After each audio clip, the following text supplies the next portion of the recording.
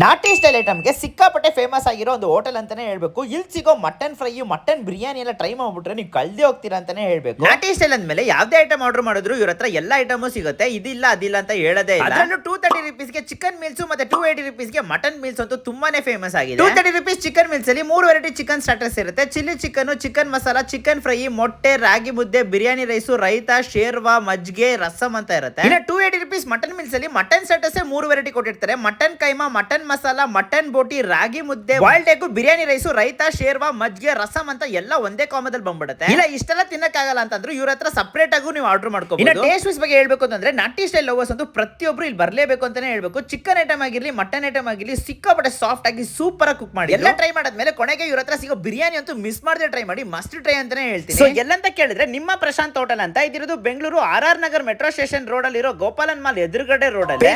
Follow and subscribe ಮಾಡಿ. Do what you love.